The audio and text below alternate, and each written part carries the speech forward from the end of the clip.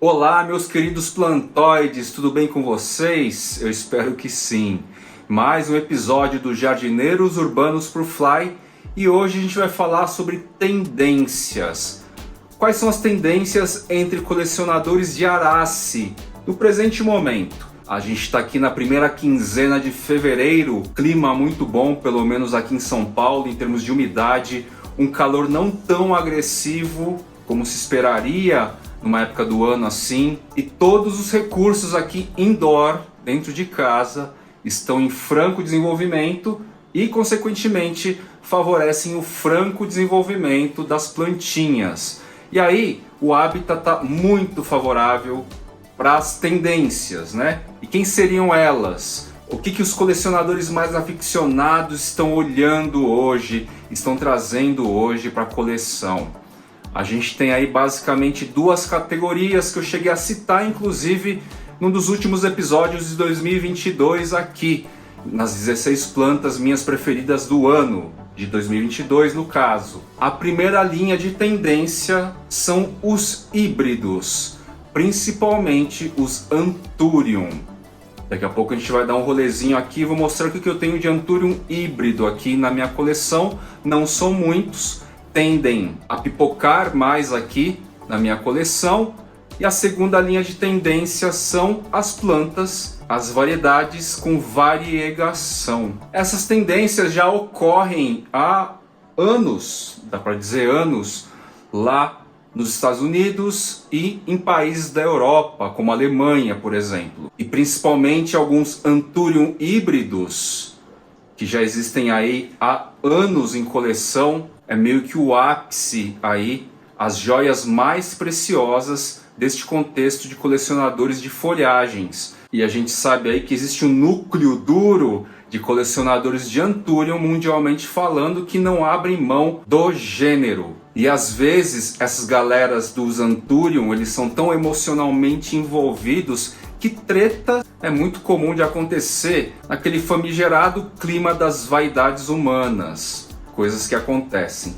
Galera dos Philodendron costumam ser um pouquinho mais low profile, mais sossegados, gostam aí de falar dos seus cultivos, das suas espécies, mas levam a coisa com menos apego, talvez, ou qualquer outro adjetivo aí para definir a vibe aí intensa, por vezes dramática, existente aí entre alguns integrantes dos colecionadores de Anthurium, que preferem o gênero. E nessa dimensão paralela, que é o rolê da coleção de plantas, essa mesma galerinha aí começa a nomear, subcategorizar essas variedades. E às vezes nem variedade é. A gente começa a notar aí Anthurium, tipo Anthurium papillilaminum, com umas abreviações no final, umas terminações aí bem customizadas, por assim dizer, neste intento de dar mais especificidade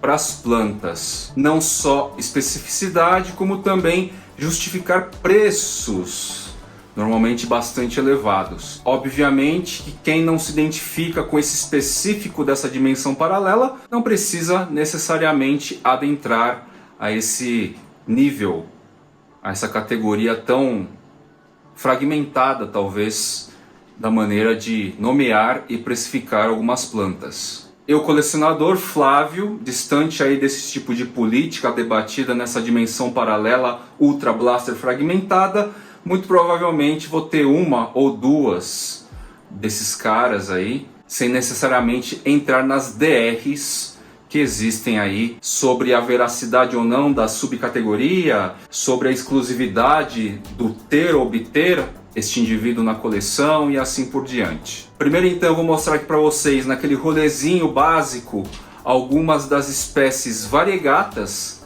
variedades variegatas que eu tenho aqui, e na sequência eu mostro para vocês alguns dos poucos Anthurium híbridos que eu tenho aqui no meu rolê, tá legal? Bora lá!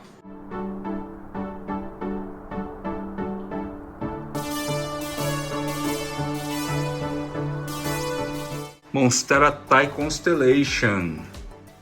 Recentemente aqui no Brasil uma grande produtora começou a vender então os preços aí vão estar um pouquinho mais acessíveis para a gente. Algo semelhante à Monstera variegata já. Monstera deliciosa variegata. Está aí uma variedade variegata, né? Com variegação, que na minha visão não vai sair de moda nunca. É basicamente a costela de Adão, com um tipo de variegação característico de uma Thai Constellation, de uma constelação, de um céu estrelado, cheio de pontinhos brancos na folha, tá? Essa folha mais nova que está desenrolando já com aspecto adulto, ela veio com partes variegatas mais amplas e tal, mas eu também acho que é notável aí os pontinhos, né? Que determinam a variedade. Aqui a gente vai ter a Monstera Deliciosa Áurea, Monstera Áurea, cuja diferença básica é que a variegação é mais amarelada, assim. Não que nas folhas mais antigas a gente não encontre uma pigmentação mais clarinha, assim. É normal de uma áurea, seja da espécie que for, as folhas mais antigas ficarem mais desbotadas, né? A parte variegata vai ficando mais clarinha, mais branca, mais próximo do branco. Ao lado aqui a gente tem um prolífico, pelo menos este indivíduo é extremamente prolífico, cresce muito rápido, contrariando aí um padrão das variedades com variegação, do Philodendron SP Burle Marx. Linda planta, cresce rapidão, ele perfilha de monte, né? Tem aí uns 5 clones de si, ou 6 até, enfim. É muita coisa, é muito rápido.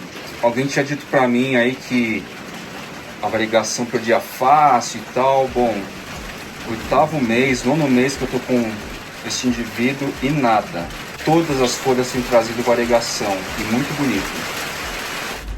Aqui a gente tem um dos indivíduos do Philodendron rosebuono, tá? Tá enraizando aí. Eu apliquei naquele tutor de impressão 3D. Essas folhas ficam gigantescas, tá? O indivíduo adulto é enorme. A gente não faz ideia. Gosto bastante desse cara. A variegação na folha nova vem bem branquinha, bem clarinha e depois ele escurece, assim. É meio diferente o processo de formação. Philodendron Ring of Fire. Tanto o rosebuono como o Ring of Fire, ambos são híbridos e variegata, tá? Então, duas características que são tendência, contudo, nesses dois casos aqui, o que realmente se destaca é a variegação, e não o fato de ser híbrido. Ring of Fire, linda planta também, já tenho há muitos anos ela, final de 2020. Colocasia Lemon Lime Gecko, lindão. Essa folha tá bem interessante, ela tá meio convexa assim, né?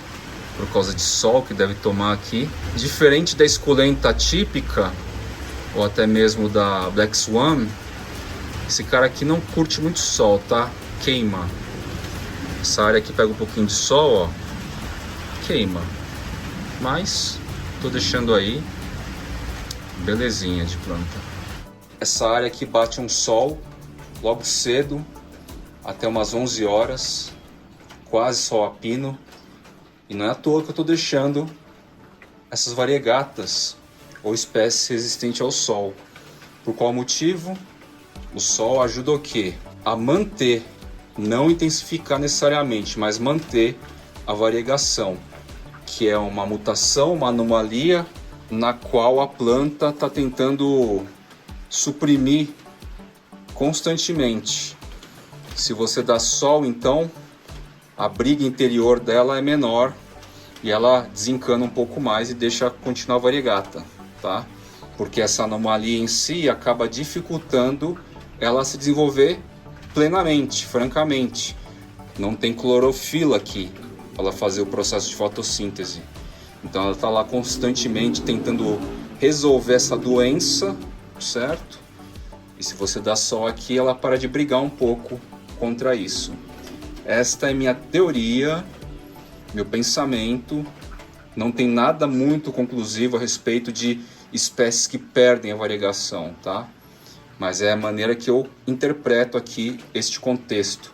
a maneira mais lógica que eu consegui fechar essa conta. Outra carinha variegata que eu tenho aqui, a Zamioculcas zamifolia variegata, tá? Bichinho é lento, tá super enraizado, mas não liberou nenhuma outra folha, nenhum outro pecíolo.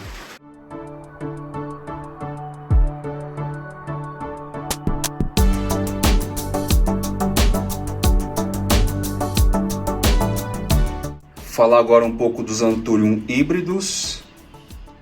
Esse carinha aqui é o mais curioso da minha coleção, porque ele é um forget, com certeza, é a outra espécie, ou outras, eu não faço ideia. Eu arriscaria dizer que é o Crystallinum, tá?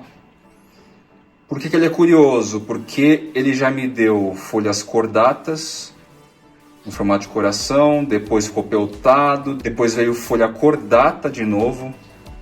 Então, por exemplo, ó, essa folha mais antiga aqui, ó, que é cordata, tá? Não dá para dizer que não, porque tem uns sinos aqui. Anterior a essa veio peltada e depois ficou cordata de novo. Aí na sequência veio essa, com leves sinos. Veio com essa deformação aqui, ficou meio cônico, né? Cálice, assim, sei lá. E agora ele tá vindo peltado, levemente com sinos aqui, mas peltado e narrow, né? Meio alongado, assim. Inclusive, recentemente eu vi no Instagram de um produtor lá da Indonésia uma folha igualzinha a essa, com esse desenho aqui, ó, que parece uma aranha, ó. E o Anthurium lá do produtor indonésio tinha uma folha muito parecida com essa aranhinha também, só que vermelha no caso dele. E aí ele chamava de Anthurium Red Spider, tá? No meu caso, então, é o Anthurium Silver Spider. Começa a cair num contexto assim que vai ficando difícil nomear, cada um vai dando o nome que quer, porque são híbridos de híbridos, híbridos feitos em regiões distantes uma das outras, mais a vontade de exclusividade, mais a vontade da origem híbrida exclusiva de produtores, colecionadores, aí vai ficando uma zona, né?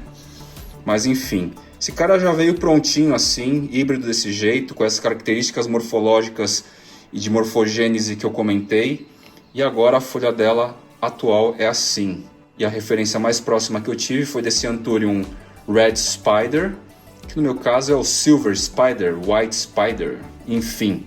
É um forget aqui, X forget, doidão, bonito e doidão. Bem escuro, como vocês podem notar.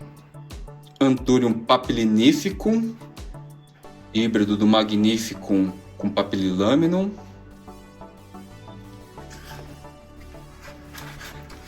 A folha nova vai trazendo características do Delta Force, né? Inclusive, este indivíduo deu uma folha muito parecida com Delta Force e a galera aí achou que fosse quando eu postei. Uma galera. O legal dos híbridos é que é isso, né? A morfogênese é meio caótica, assim. A gente não sabe o que vai vir amanhã, tá? Pode vir algo totalmente diferente. Vou mostrar aqui um bebê deste cara. Então esse aqui é o bebezinho, clone do Papilinificum. Essa folha inicial aqui lembra até um regale. Depois ele ficou assim. E agora está trazendo uma folhinha assim, ó. Meio narrow, com essas nervuras bem curvadas e tal. Essa abertura acentuada dos lobos. Um sinus largo, né? É a mesma planta, um clone. Só que ele pode ficar totalmente diferente disso que a gente está vendo. Como é o caso aí que o Guilherme mostrou recentemente no episódio sobre Anthurium, morfogênese e fenótipos. Tá aí na tela para vocês darem uma aprofundada, caso queiram. E aqui a gente tem o Anthurium magnatum, Magnificum com Subsignatum. A primeira lâmina foliar veio bastante narrow e tal. E a segunda veio assim. Na minha visão, mais do que a gente ficar entrando nessas DRs e questões egóicas de Anthurium magnatum, XPTO, YHZ20 e companhia, o que é interessante é que com um indivíduo desse, que saiu muito diferente dos irmãos, isso é algo que acontece muito quando a gente está falando de híbrido, até mesmo em espécie pura, os frutos aí que desenvolvem, a gente vai ter esse tipo de ocorrência, pode ter, né? Na minha visão, o que é mais interessante dos híbridos é a gente ser surpreendido pela nova folha que virá. Pode vir coisas muito diferentes, mesmo quando a matriz tem um padrão, né? Pode vir também muitas coisas diferentes, mesmo entre clones de si, tá certo? Basicamente, pelas questões e pontos que o Guilherme explicou muito bem, de maneira bem didática, no tal episódio que eu já mostrei para vocês. O que eu gosto desse Magnatum? Bom, ele é meio que um magnífico mesmo, na textura. Ele é levemente aveludado, contudo ele é mais alongado. E esses sinos aqui, ó, por enquanto não tão avantajados como do Subsignatum, herdam do próprio algo maior aqui, por enquanto. Precisa ver o que vai acontecer ainda, né? Mesmo porque até onde se sabia, as seções dessas duas espécies não eram compatíveis, mas Guilherme, como eu falei, e o amigo Antônio, lá do Rio de Janeiro, conseguiram essa façanha, tá certo? Então é isso, são peculiaridades do rolê, dos humanos que pertencem ao rolê, e peculiaridades técnicas dos Anthurium híbrido. Até mais, meus queridos plantoides!